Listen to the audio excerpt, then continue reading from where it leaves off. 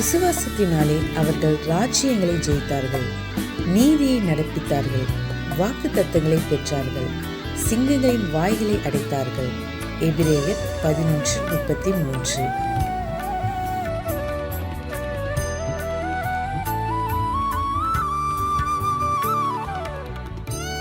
Who through faith subdued kingdoms, wrought righteousness, obtained promises, stopped the mouths of lions. Hebrews 11:33. ஆண்டவரும் இரட்சகருமாகிய இயேசு கிறிஸ்துவின் நாமத்தினாலே இந்த 10வது மாதத்திலும் காட் கோசேஸ் மினிஸ்ட்ரீஸின் யூடியூப் சேனல் வாயிலாக உங்கள் அனைவரையும் சந்திப்பதில் பெரும் மகிழ்ச்சி அடைகிறேன். தேவனாகிய கர்த்தர் இந்த ஆண்டு துவங்கி 9 மாதங்களை கடந்து 10வது மாதத்தில் கிருபையால் பிரவேசிக்க செய்திருக்கிறார். இந்த மாதத்திலே தேவனுடைய வல்லமையுள்ள கரத்தை எதிர்நோக்கி காத்திருப்போம். அவர் நமக்கு அற்புதங்களை செய்கிறவர். இன்னும் அதிகமாய் நாம் அவர் மீது வைத்திருக்கிற விசுவாசம் வீண் போகாதபடிக்கு நாம் நம்பியிருக்கிறவைகளை தேவனாகிய கர்த்தர் ஜெயமாய் வாய்க்க பண்ண உண்மையுள்ளவராயிருக்கிறார். இப்படிப்பட்டதான காரியங்களிலே தேவனாகிய கர்த்தரை உறுதியாய் பற்றி கொள்வோம். எல்லா சூழ்நிலைகளிலும் நம்மையும் நம் குடும்பத்தையும் நடத்த தேவன் உண்மையுள்ளவராயிருக்கிறார். தேவனாகிய கர்த்தர் நம்மை கொண்டு தேசத்திலே நம் குடும்பங்களிலே பெரிய காரியங்களை செய்ய போகிறார். ஆகையால் பயப்படாதிருங்கள், திடன் கொள்ளுங்கள். உலகத்தை ஜெயித்தவர் நமக்குள்ளே வாசம் பண்ணுகிறார். ஆகையால் விசுவாசத்தில் நிலைத்திருப்போம். கர்த்தர் தாமே உங்களையும் உங்கள் குடும்பங்களையும் ஆசீர்வதிப்பாராக. ஆமென்.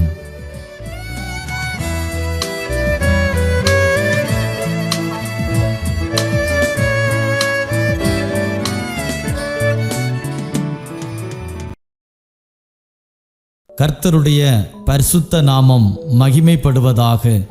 இந்த 10வது மாதத்தின் முதல் தினம் கால வேளையில் பரிசுத்த வேதாகமத்திலிருந்து கர்த்தருடைய வார்த்தையை தியானிக்க போகிறோம்.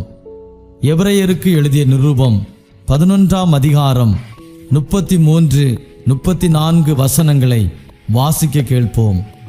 விசுவாசத்தினாலே அவர்கள் ராஜ்யங்களை ஜெயித்தார்கள், நீதியை நடப்பித்தார்கள், வாக்குத்தத்தங்களை பெற்றார்கள், சிங்கங்களின் வாய்களை அடைத்தார்கள், அக்கினியின் உக்கிரத்தை அவிழ்த்தார்கள், பட்டய கருக்குக்கு தப்பினார்கள், பலவீனத்தில் பலன் கொண்டார்கள், யுத்தத்தில் வல்லவரானார்கள், அந்நியருடைய சேனைகளை முறியடித்தார்கள்.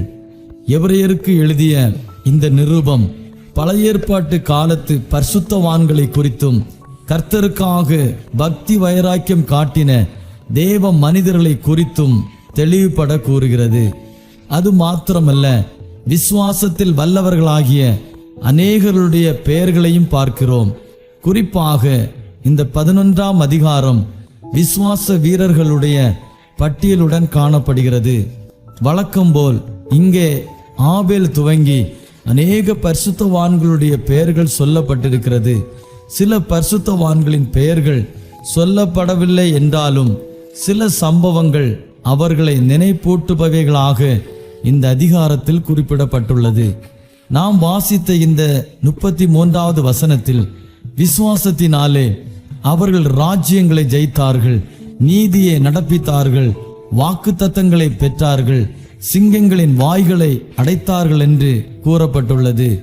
அந்த விசுவாசம் அவர்களோடு முடிந்து போகவில்லை. நாமும் அந்த விசுவாசத்தை என்றென்றும் கர்த்தரில் வைத்து அவர் பேரில் பற்றுதலாயிருந்து அதனாலே நாமும் விசுவாசத்தை கொண்டு ஜெயத்தை சுதந்தரிக்கவும், அந்த விசுவாசத்தின் சத்தியத்தை அறிந்து தேவனுடைய சித்தத்தை இந்த பூமியில் செய்கிற பிள்ளைகளாய் காணப்படவும் பரிசுத்த ஆவியானவர் நம்மை ஆயத்தப்படுத்த விரும்புகிறார். விசுவாசமானது நம்பப்படுகிறவர்களின் உறுதியும் காணப்படாதவைகளின் நிச்சயமாய் இருக்கிறதென்று இந்த அதிகாரத்தின் 1ஆம் வசனத்தில் சொல்லப்பட்டிருக்கிறது. இந்த விசுவாச வீரர்களின் பட்டியலிலே வருகிற நம்முடைய முற்பிதாவாகிய ஆபிரகாம் விசுவாசிகளின் தகப்பன் என்று வேதத்தில் அறியப்படுகிறார். ரோமருக்கு அப்போஸ்தலனாகிய பவுல் எழுதிய நிருபம் 4வது அதிகாரம் 16வது வசனத்தில், ஆதலால் சுதந்திரமானது கிருபையினால் உண்டாகிறதா இருக்கும்படிக்கு அது விசுவாசத்தினாலே வருகிறது. நியாயப்பிரமாணத்தை சார்ந்தவர்களாகிய சந்ததியாருக்கு மாத்திரமல்ல, நம்ம எல்லாருக்கும் தகப்பனாகிய ஆபிரகாமுடைய விசுவாசத்தை சார்ந்தவர்களான எல்லா சந்ததியாருக்கும் அந்த வாக்குத்தத்தம் நிச்சயமா இருக்கும்படிக்கு அப்படி வருகிறது என்று சொல்லப்பட்டுள்ளது. அதிலே ஆபிரகாம் நியாயப்பிரமாணத்தை சார்ந்தவர்களாகிய சந்ததியாருக்கு மாத்திரமல்ல, நம் எல்லாருக்கும் தகப்பன்.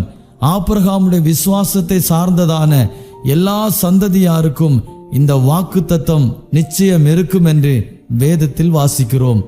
ஆபிரகாமுடைய விசுவாசம் அவருக்கு நீதியாக எண்ணப்பட்டதை போல் நாமும் இயேசு கிறிஸ்துவை விசுவாசித்து கிருபையினாலே நீதிமான்களாக்கப்படுகிறோம் என்கிற சத்தியத்தை உங்களுக்கு அறிவிக்க விரும்புகிறேன்.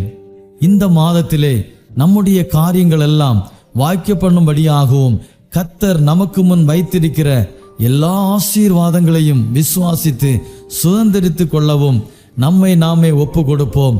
கர்த்தர் நிச்சயமாகவே நம்மை ஆசீர்வதிப்பார்.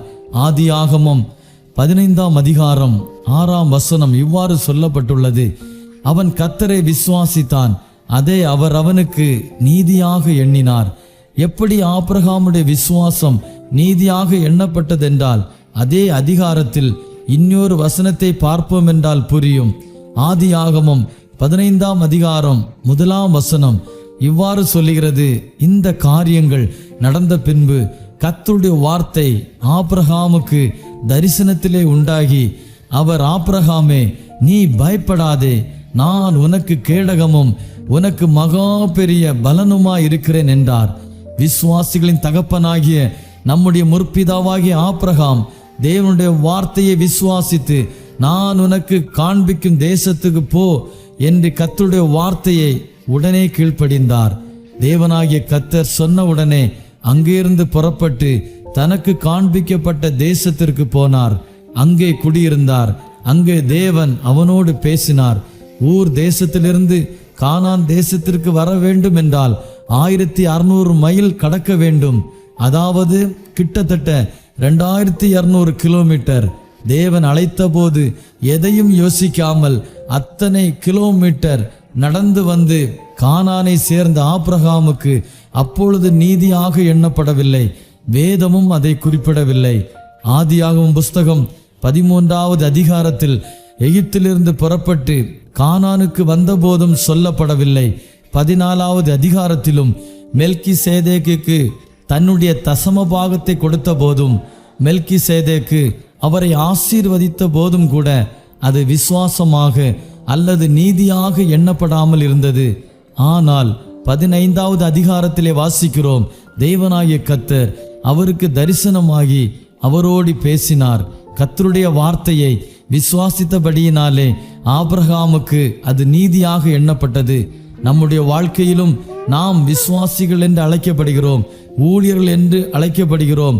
அந்த விசுவாசம் பேரளவில் இல்லாமல் இயேசு கிறிஸ்துவை உண்மையாகவே விசுவாசித்து எல்லா சூழ்நிலைகளிலும் நம் மத்தியில் அவரை வைப்போம் என்றால் அதுதான் நீதியாக எண்ணப்படும். தேவனுடைய பார்வையில் நீதியாக இருக்கும் பொழுதுதான் அதனுடைய ஜீவன் உண்டாகிறது. நம்முடைய வாழ்க்கையிலும் கூட விசுவாசத்தை தூங்குகிறவர் அவர்தான். நம்முடைய பிரச்சனையின் நடுவே, பலவீனத்தின் நடுவே, தோல்வியின் நடுவே, பிரயாணத்தின் நடுவே மற்றும் எல்லாவற்றிலும் இயேசுவை மையமாக வைத்து நாம் விசுவாசிப்போம் என்றால் நம்முடைய விசுவாசம் நீதியாக எண்ணப்படும். இதனுடைய பலனை நிச்சயம் அனுபவிப்போம். இல்லை என்றால் வெறும் சாதாரண ஒரு நம்பிக்கை போல எல்லாரை போல இருந்து விடுவோம். நமக்கு நம்முடைய வாழ்க்கையில் பிரச்சனைகள் வரலாம், பலவீனங்கள் வரலாம், சில பேருக்கு வியாதிகள் வரலாம், தோல்விகள் வரலாம். ஆகிலும் இவை எல்லாவற்றிலும் இயேசு கிறிஸ்துவை முன்னிலையாக வைத்து என் பிரச்சனைகளை பார்க்கிலும் இயேசு பெரியவர் என்று நம்புவோம். என் வியாதியை பார்க்கிலும் என் தோல்வியை பார்க்கிலும் இயேசு பெரியவர் என்று விசுவாசிப்போம். அந்த விசுவாசம்தான் நீதியாக எண்ணப்படும். கர்த்தர் எனக்காக யாவையும் செய்து முடிப்பார் என்ற நம்பிக்கையோடு இயேசுவை முன்னிலையாக வைத்து செயல்படுவோம். ஏனென்றால் எபிரெயர் 12ஆம் அதிகாரம் 1ஆம் வசனத்தில் இவ்வாறு வாசிக்கிறோம், ஆகையால் மேகம் போன்ற இத்தனை திரளான சாட்சிகள் நம்மை சூழ்ந்து கொண்டிருக்க பாரமான யாவற்றையும் நம்மை சுற்றி நெருங்கி நிற்கிற பாவத்தையும் தள்ளிவிட்டு விசுவாசத்தை துவக்குகிறவரும் முடிக்கிறவருமாயிருக்கிற இயேசுவை நோக்கி நமக்கு நியமித்திருக்கிற ஓட்டத்தில் பொறுமையோடு ஓடக்கடவோம். விசுவாசத்தை மனிதனுடைய வாழ்க்கையில் துவங்குகிறவரும் அவர்தான், முடிக்கிறவரும் அவர்தான். இந்த வசனத்தை கேட்டுக்கொண்டிருக்கிற நாம் முதலாவது வாசித்தோமே, எபிரெயர் 11ஆம் அதிகாரம் 33-34 வசனம். எப்படி விசுவாசத்தினாலே அவர்கள் ராஜ்யங்களை ஜெயித்தார்களோ, நீதியை நடப்பித்தார்களோ, வாக்குத்தத்தங்களை பெற்றார்களோ, இன்றைக்கு நாமும் அதே வாக்குத்தத்தங்களை பெற்றிருக்கிறோம். நாமும் விசுவாசத்தினாலே நீதியை நடப்பிப்போம், ராஜ்யங்களை ஜெயிப்போம். தேவனாகிய கர்த்தர் அந்த விசுவாசத்தினாலே ஜெயம் எடுக்க உதவி செய்வார். கர்த்தருடைய வார்த்தை சொல்லுகிறது, உங்கள் விசுவாசமே உலகத்தை ஜெயிக்கிற ஜெயம். எப்பொழுதும் நாம் ஜெயமாக வாழ வேண்டும் என்றால் இயேசு கிறிஸ்துவையே பார்க்கிறவர்களாக, நேசிக்கிறவர்களாக இருக்க வேண்டும். இயேசு கிறிஸ்துவை நாம் பார்க்கும் பொழுதுதான் நம்முடைய போராட்டமான நேரங்களிலே அல்லது பிரச்சனைகளிலே, நமக்கு வருகிற எதிர்ப்புகளிலே நாம் தாண்டி செல்ல வழியை காண்பிப்பார். அநேக நேரங்களிலே சில விசுவாசிகளும் ஒரு சில ஊழியர்களும் செய்கிற தவறு என்னவென்றால், பிரச்சனைகளை பார்த்து கதறுவது. உன் பிரச்சனையை விட, உன் தோல்வியை விட, உன்னுடைய எதிர்ப்புகளை விட நமக்குள் இருக்கிற தேவன் பெரியவர் என்பதை மறக்க வேண்டாம். நான் உன்னோடு கூட இருந்து செய்கிற காரியம் பயங்கரமாக இருக்கும். தாவீது அழகாக சொல்லுகிறான், கர்த்தரை எப்பொழுதும் எனக்கு முன்பாக வைத்திருக்கிறேன், ஆகையால் நான் அசைக்கப்படுவதில்லை. நாமும் தேவனாகிய கர்த்தரை முன்பாக வைத்து பார்ப்போம். தேவனாகிய கர்த்தர் நமக்கு முன்பாக கடந்து செல்வார். கடந்து சென்று கோணலானவைகளை செவ்வையாக்குவார். சூழ்நிலைகளோ சந்தர்ப்பங்களோ எதுவாக இருக்கட்டும், கர்த்தரை முன்பாக வைப்போம். தேவனாகிய கர்த்தர் நமக்கு ஜெயத்தை தருவார். கர்த்தரை முன்பாக வைத்து ஜெயமெடுத்த அநேக பரிசுத்தவான்களை குறித்து வாசித்தோமே. அவர்கள் அக்கினின் உக்கிரத்தை அவிழ்த்தார்கள், பட்டய கருக்குக்கு தப்பினார்கள், பலவீனத்தில் பலன் கொண்டார்கள் என்றெல்லாம் வாசிக்கிறோம். தேவனாகிய கர்த்தர் நம்மையும் நம் குடும்பங்களையும் கிறிஸ்து இயேசுவுக்குள் வெற்றி சிறக்க பண்ணுவார். நாம் எப்பொழுதும் எந்த சூழ்நிலைகளிலும் கர்த்தரை முன்பாக வைத்து ஜெயம் கொள்வோம். கர்த்தர் தாமே இந்த வார்த்தையின் மூலம் நம்மையும் நம் குடும்பங்களையும் ஆசீர்வதிப்பாராக. ஆமேன். நான் உங்களுக்காக ஜெபிக்கிறேன். அன்பின் பரலோக பிதாவே, இந்த கால வேளைக்காக ஸ்தோத்திரம் செலுத்துகிறேன். இதுவரைக்கும் நடத்தின தேவன் இனியும் எங்களையும் எங்கள் குடும்பங்களையும் நடத்துவீராக. அன்பு தகப்பனே, நிச்சயமாகவே முடிவுண்டு, உன் நம்பிக்கை வீண் போகாது என்று உம்முடைய வசனம் சொல்லுகிறதே, உமக்கு ஸ்தோத்திரம். அதற்கு மேலாக உங்கள் மேலுள்ள விசுவாசத்தில் உறுதியாக இருக்க உதவி செய்யுங்க. இயேசு கிறிஸ்துவை மாத்திரம் முன்பாக வைத்து எங்கள் பிரச்சனைகளிலே, எங்கள் நெருக்கங்களிலே, எங்கள் பாடுகளிலே, எங்கள் தோல்விகளிலே கடந்து செல்ல உதவி செய்யுங்க. கர்த்தரை எக்காலமும் முன்பாக வைத்து ஜெயமெடுத்த ஒவ்வொரு பரிசுத்தவான்களைப் போல எங்களையும் ஜெயமெடுக்க உதவி செய்யுங்க. அவர்கள் எல்லாரும் மேகம் போன்ற இத்தனை திரளான சாட்சிகளாய் எங்களுக்கு முன்பாக வைத்திருக்கிறீர். ஆண்டவரே, உம்முடைய வார்த்தையில் நீர் உண்மையுள்ளவர்.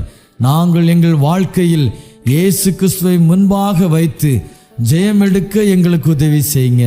இந்த உலகத்தை ஜெயித்து எங்களுக்கு விரோதமாய் கிரியை செய்கிற பொல்லாத வல்லமைகளை ஜெயமெடுக்க உதவி செய்யுங்க. இந்த மாதத்திலே உம்முடைய பிள்ளைகள் ஒவ்வொருவரையும் ஒப்பு கொடுக்கிறோம். தேவனாகிய கர்த்தரை முன்பாக வைத்து ஜெயத்தை காண உதவி செய்யுங்க. இயேசு கிறிஸ்துவின் நாமத்தில் ஜெபிக்கிறோம். ஜெபங்கேளும் எங்கள் ஜீவனுள்ள நல்ல பிதாவே, ஆமேன். கர்த்தர் தாமே உங்களையும் உங்கள் குடும்பங்களையும் ஆசீர்வதிப்பாராக. தேவனுடைய வார்த்தைக்கு கீழ்ப்படிந்து அவரை விசுவாசித்து அவரை ஏற்றுக்கொண்டு உலகத்தை ஜெயமெடுப்போம். கர்த்தர் தாமே நம்மையும் நம் குடும்பங்களையும் விசுவாசத்தில் பெருக பண்ணி ஆசீர்வதிப்பாராக. ஆமேன். நிச்சயமாகவே ஒரு முடிவு உண்டு, உன் நம்பிக்கை வீண் போகாது. நிச்சயமாகவே ஒரு முடிவு உண்டு, உன் நம்பிக்கை வீண் போகாது. நிச்சயமாகவே நிச்சயமாகவே நிச்சயமாகவே ஒரு முடிவு உண்டு, உன் நம்பிக்கை வீண் போகாது.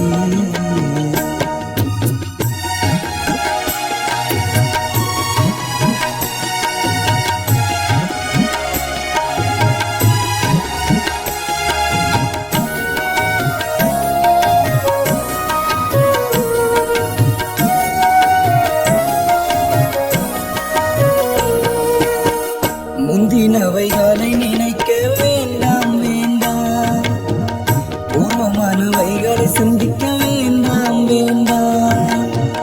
முந்தினவைகளை நினைக்க வேண்டாம் வேண்டாம், பூர்வமானவைகளை சிந்திக்க வேண்டாம் வேண்டாம். புதிய காரியத்தை செய்வேன் என்றாரே, இப்பொழுது தோன்றும் என்றாரே. புதிய காரியத்தை செய்வேன் என்றாரே, இப்பொழுது தோன்றும் என்றாரே. நிச்சயமாகவே நிச்சயமாகவே நிச்சயமாகவே ஒரு முடிவு உண்டு, உன் நம்பிக்கை வீண் போகாது.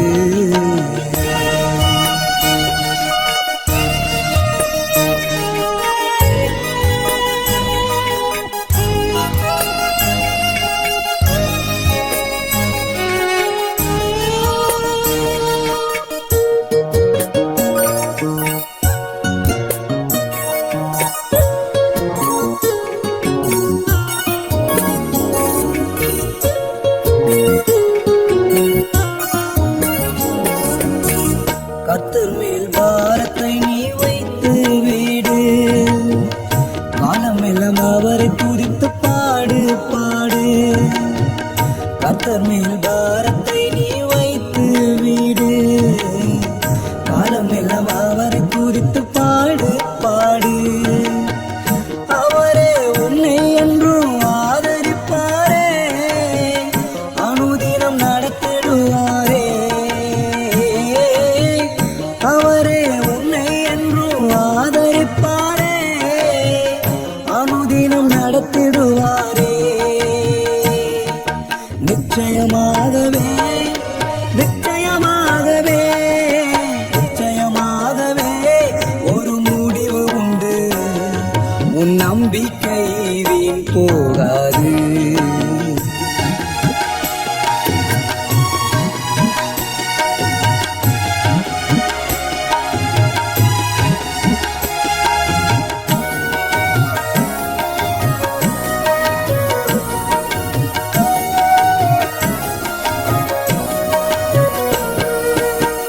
நீதியின் பலிகளை நீ செலுத்தி செலுத்தி, கர்த்தர் மேல் நம்பிக்கையாக இருந்தால் இருந்தால். நீதியின் பலிகளை நீ செலுத்தி செலுத்தி, கர்த்தர் மேல் நம்பிக்கையாக இருந்தால் இருந்தால்.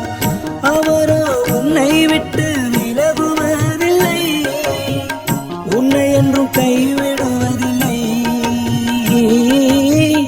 அவரோ உன்னை விட்டு விலகுவதில்லை, உன்னை என்றும் கைவிடுவதில்லை. நிச்சயமாகவே நிச்சயமாகவே நிச்சயமாகவே ஒரு முடிவு உண்டு, உன் நம்பிக்கை